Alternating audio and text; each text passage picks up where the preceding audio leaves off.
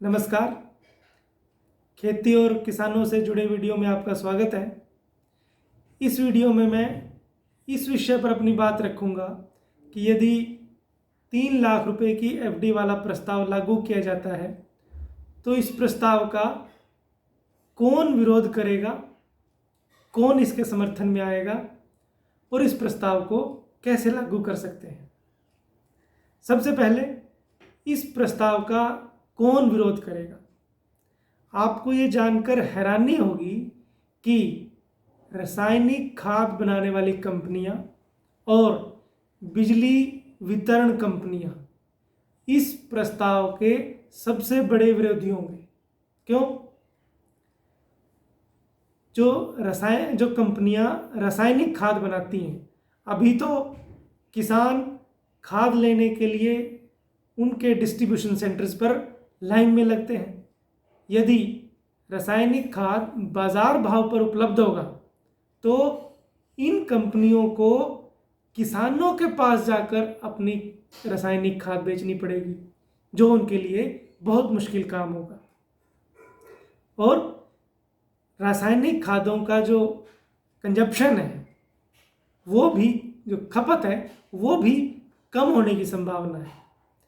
दूसरा, अभी बहुत सारा यूरिया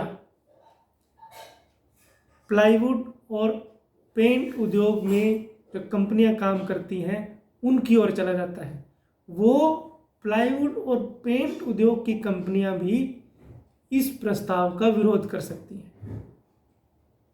दूसरी हमने बात की थी बिजली वितरण कंपनियों की। बिजली वितरण कंपनियों को राज्य सरकारों की तरफ से सीधे सब्सिडी मिल जाती है। यदि वो सब्सिडी खत्म हो गई और उनको किसानों से बिजली के बिल वसूल करने हुए तो ये उनके लिए एक बहुत मुश्किल काम होगा। इसलिए रासायनिक खाद बनाने वाली कंपनियां और बिजली वितरण कंपनियां इस प्रस्ताव का विरोध करेंगे। और कौन इसका विरोध कर सकता है? निजी साहूकार। क्योंकि यदि सभी किसानों के पास पर्याप्त मात्रा में धन होगा तो निजी साहूकारों के धंधे काफ़ी कम हो जाएंगे। तो निजी साहूकार भी इस प्रस्ताव का विरोध कर सकते हैं। इस प्रस्ताव का समर्थन कौन करेगा? मेरा यह मानना है कि एक दूरदर्शी राजनीतिक नेतृत्व, यदि हम ऐसा राजनीतिक नेतृत्व चुन पाते हैं तो वही जो किसानों को समृद्ध देखना चाहता है, किसानों की गरीबी को हटाना चाहता है, वो इस प्रस्ताव का समर्थन करेगा। और मेरी ये आशा है, कामना है कि एक ऐसा राजनीतिक नेतृत्व आए जो किसानों को समृद्धि की ओर ले जाए। दूसरा, कौन इस प्रस्ताव का समर्थन कर सकता है? उपभोक्ता सामान बनाने वाली कंपनियां। क्योंकि यदि इस योजना को लागू किया जाता है तो उनके सामान की मांग बढ़ने की पूरी संभावना है। जैसे वॉशिंग मशीन, फ्रिज, टीवी और अन्य जो भी उपभोक्ता सामान, मोटरसाइकिल इत्यादि, ये कंपनियां इस योजना को पूरा समर्थन देंगी। तीसरे सबसे बड़े समर्थक कौन हो सकते हैं? बैंक। सभी बैंक इस योजना को पूरा समर्थन देंगे।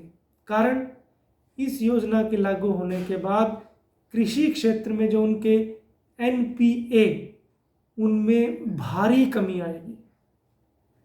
यदि उसमें एनपीए में भारी कमी आती है तो निश्चित रूप से उनका जो लाभ है वो बढ़ेगा।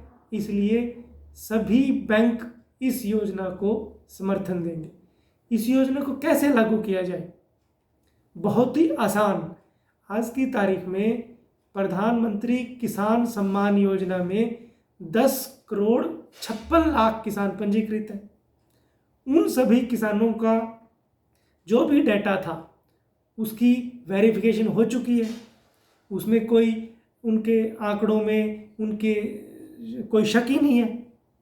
तो इन 10,56,00,000 किसानों को तुरंत